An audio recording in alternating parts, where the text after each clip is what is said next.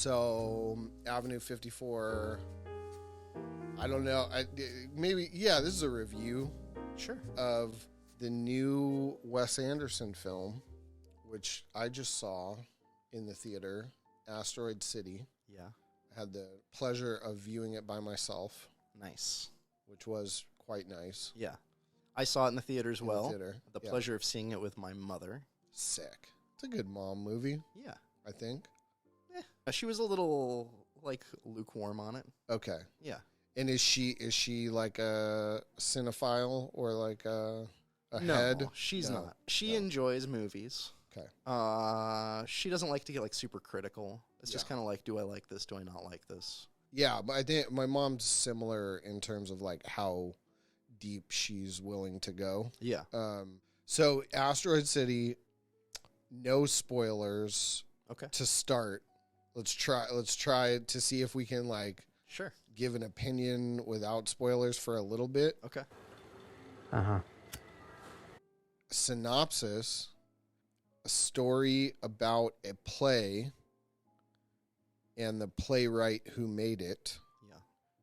The making of this play. And then you watch the play. Mm-hmm. I think. Yeah, I think that's it. The making of the play is kind of presented as a TV program. Right. As a live TV program. Yeah.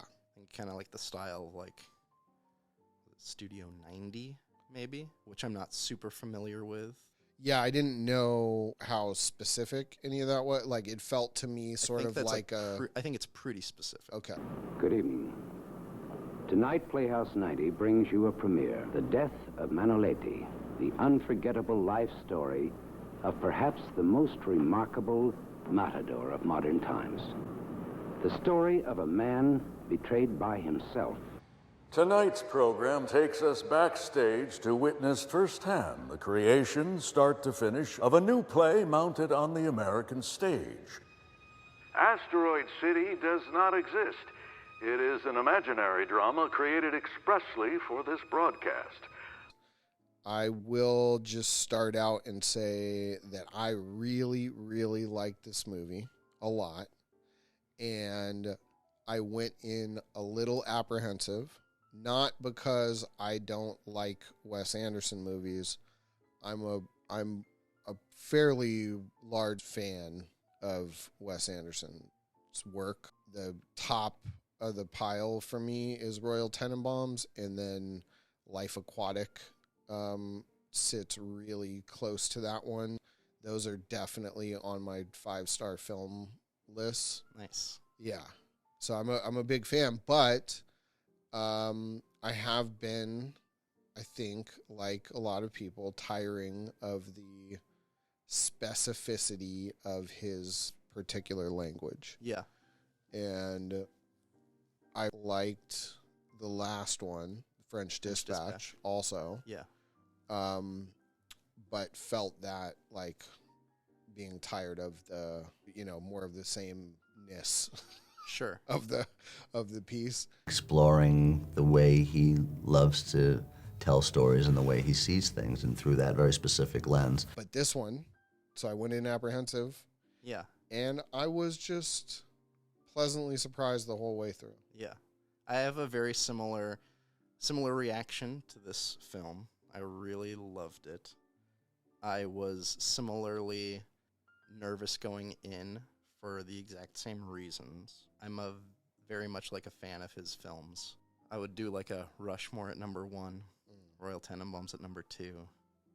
Love mostly all of them.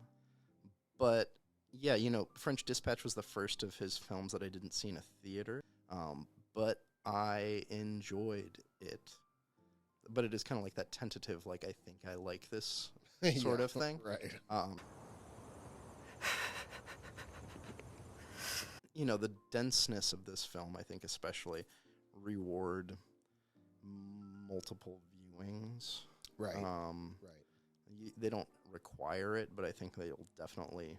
Yeah, you benefit from it. You benefit from it immensely. Yeah. I've only seen Asteroid City once. I would really like to see it again on a big screen. I'd be down. Yeah. I'd be down to see it again before it leaves. You know, there's just so much, like it's such there's so much that's packed in there. Yeah. So you and I were having like a stand on the street talk about it. Sure. Yeah. That I think was maybe meant to just be a quick in passing. Oh, I liked it. Yeah. Oh, you liked it And too? Oh, cool. We couldn't stop talking about it. Yeah, and it just like went and went and went. Yeah. Maybe some spoilers will rattle out of this. The word pretentious gets thrown around a lot when you talk about Wes Anderson films if you don't like them. So this really felt to me like him going, I know what everybody says about me and my work, and what the conversation has been for quite some time. And I think that conversation has gotten so loud at this point that let's talk about it. Yeah.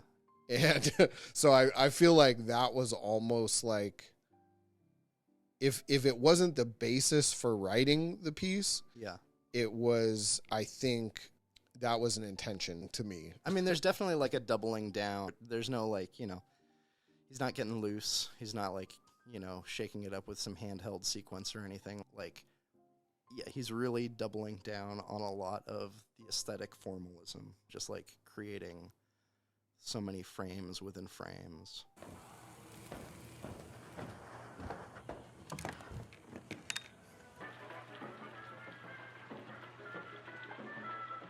The perceived criticism of maybe like the emotional distance, the emotional detachment, the flatness of performance, I can see all of that criticism like intellectually. Maybe that was a problem all along. But I didn't feel it in the film. Use your grief. Think of the people. Think of the places. Think of the world you could have seen, Dolores. Which is still, I think, like, with the one viewing, a kind of a hard distinction to, like, reckon with, I guess. Yeah. Just, like, say I felt this way emotionally. Like, it hit me emotionally in a way that a film of his hasn't really since Grand Budapest Hotel, and even then, probably not until, like, fully the second viewing of it. Yeah. Where, like, the kind of layer cake structure of that really, you know, I knew what I was watching, and it was easier to just kind of, like, be open for the full impact of. But, yeah, there's just something, like, really magical about this one as far as I was able to see in it. Yeah. What's happening now? I don't know. It's today again.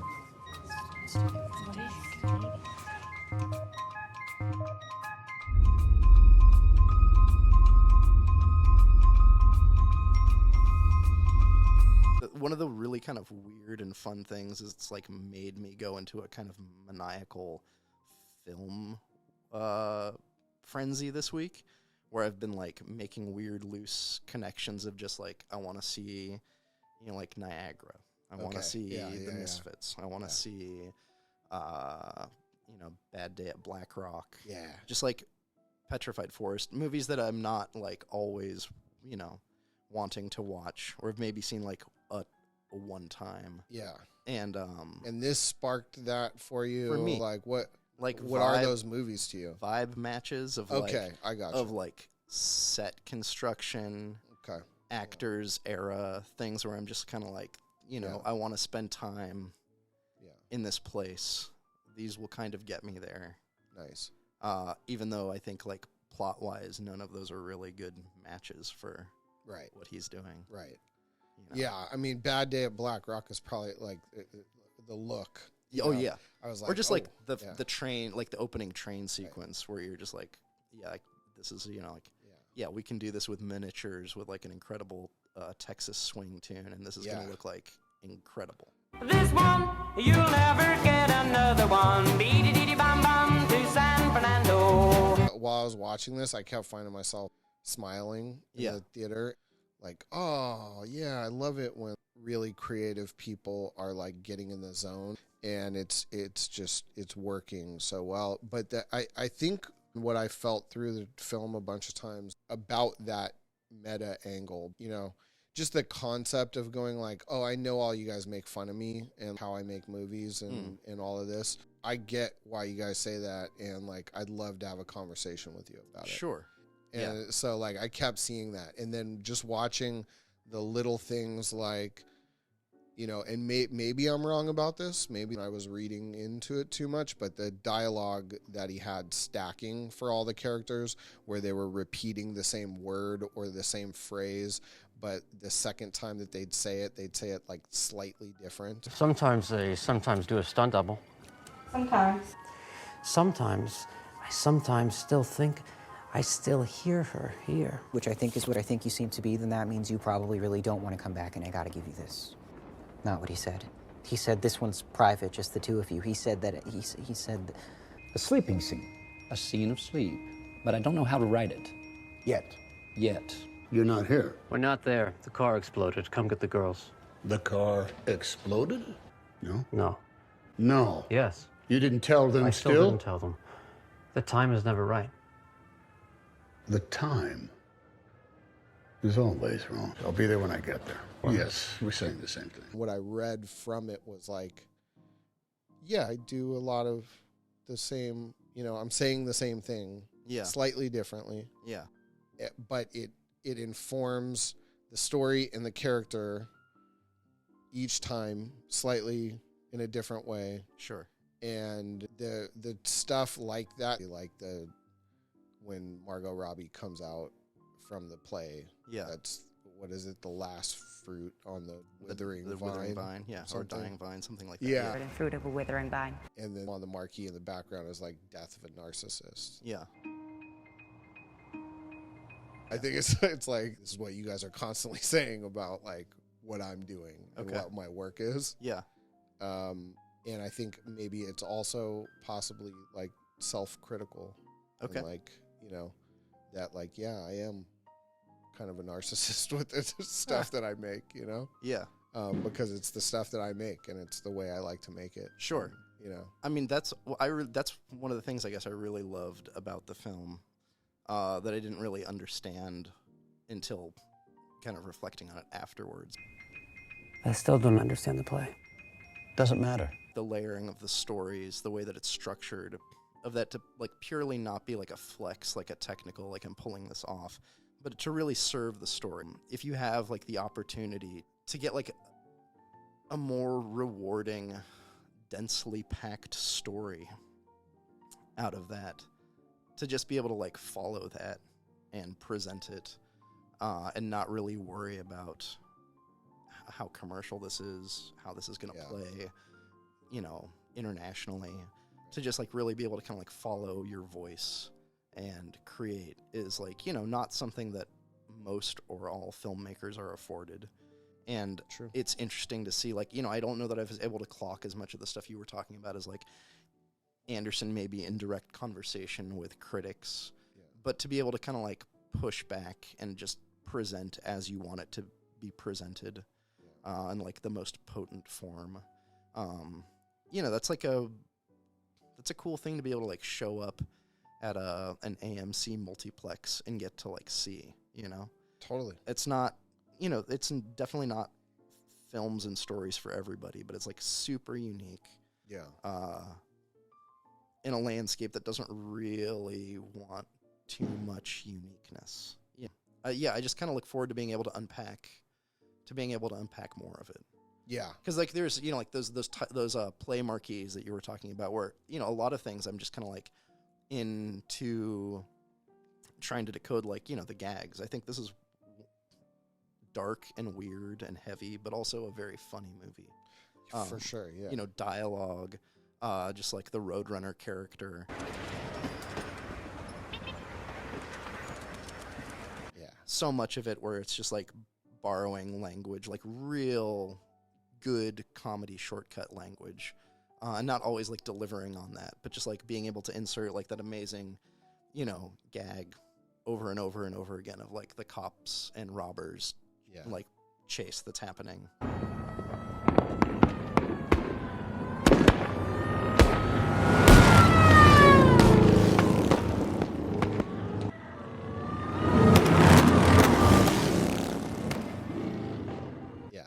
With, you know, no payoff other than it's just like, this looks like so cool. let's do it again. You know, it's like as zany as you remembered it the last time. It wasn't like a dream. This is still happening. This is still going on. Yeah. Another kind of like, you know, the film, the easiest read for me is just like this is what I see happening here. You know, it's like a COVID film, which if you were to tell me like Wes Anderson's going to make like a COVID film, I'd be like, tell me more about this. And it's probably lazy to be like, you know, there is like a literal quarantine that happens, right.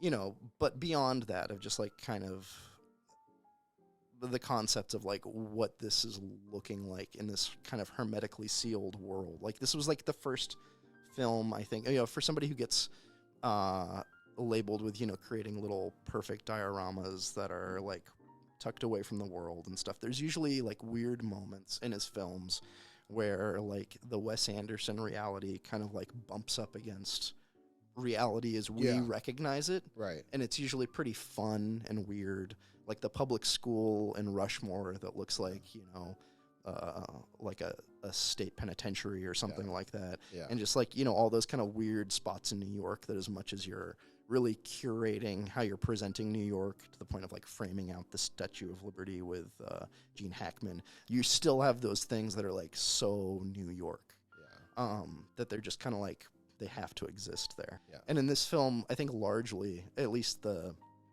stuff that's in color, you know, it's such a controlled set that you're seeing, you know, to the point of just like creating those crazy, you know, rock bluffs and vistas that just look insane. Yeah.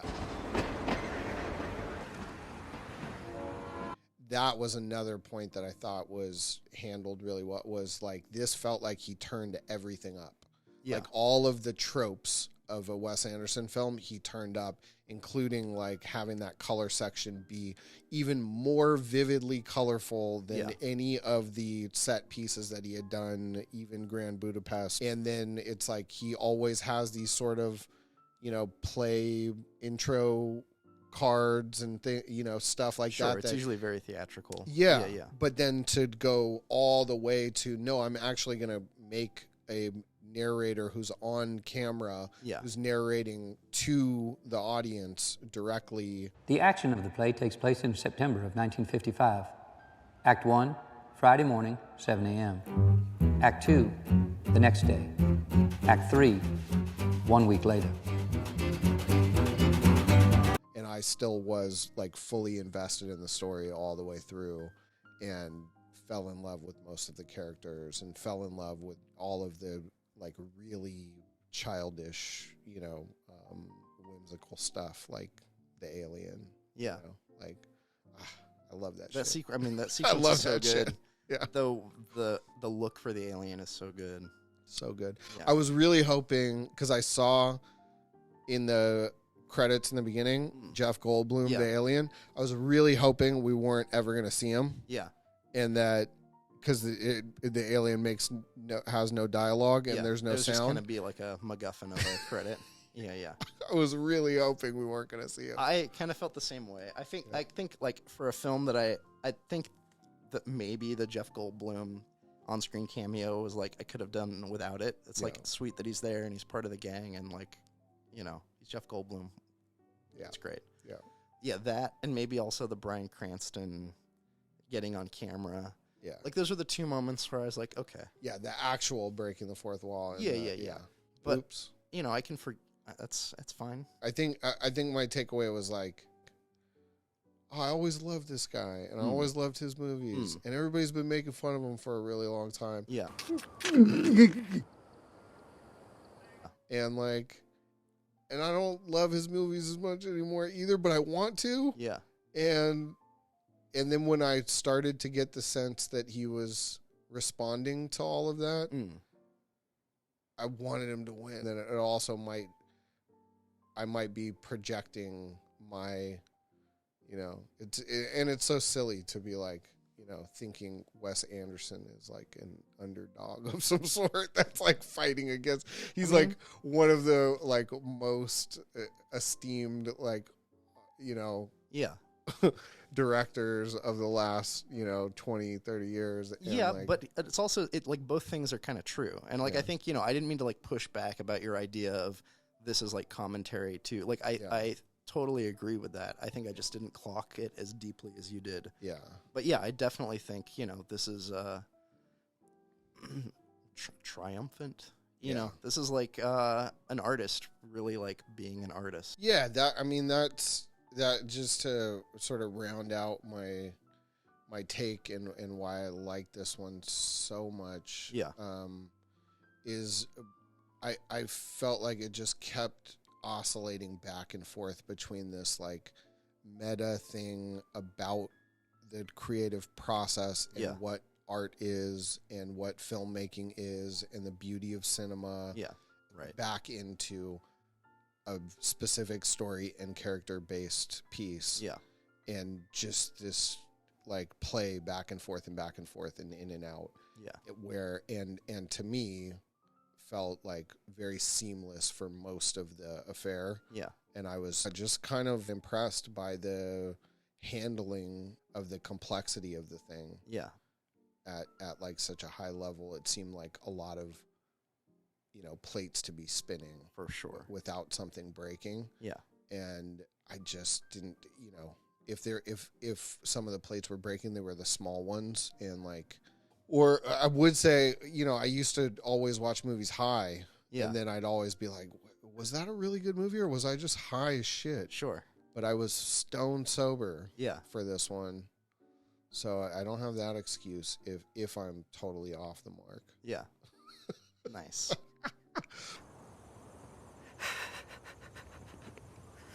But I think what will help me know that I wasn't just having a good night or something, or like the milk duds were just gacked out on sugar. Yeah.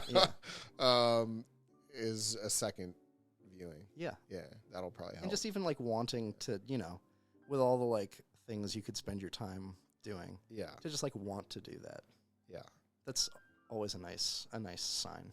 We probably talked about this movie for way too long. I think we did. Just out on the street again. Yeah. Just can't wrap it up. But thank you for sitting down and talking to me It's about this movie. I appreciate it. Yeah. And yeah, anybody who's watching this at this point, I don't know. We appreciate you watching, and like and subscribe or some shit like that. And we'll do another review sometime soon. I definitely recommend Asteroid City.